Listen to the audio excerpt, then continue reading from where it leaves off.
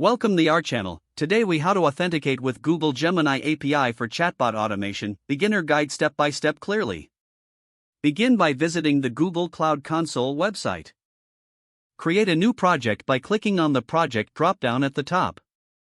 Select New Project and provide a name for your project. Once the project is created, make sure it is selected in the drop-down menu.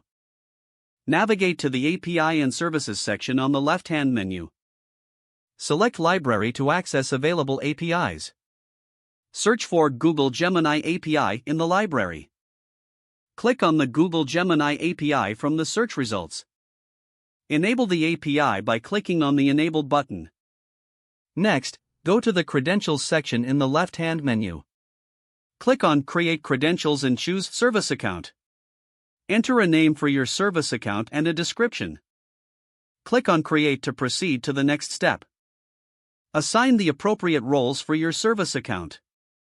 For basic authentication, you can choose Viewer Roles. After assigning roles, click on Continue. On the next screen, click on Done to finish creating the service account. You will see your newly created service account listed. Click on the service account to open its details. Navigate to the Keys tab within the service account details. Click on Add Key and select Create New Key. Choose the JSON option for the key type. Click Create to download the JSON key file to your computer. Keep this JSON file secure, as it contains your credentials. Now, head to your development environment or code editor. Install the necessary libraries for your programming language. For Python, you can use the command pip install googleauth googleauth import the required libraries in your script. Load the JSON file you downloaded earlier.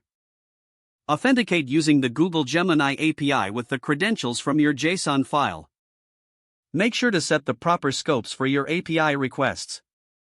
Now, you are ready to interact with the Google Gemini API. Don't forget to like this video and subscribe to our channel for more step-by-step tech guides.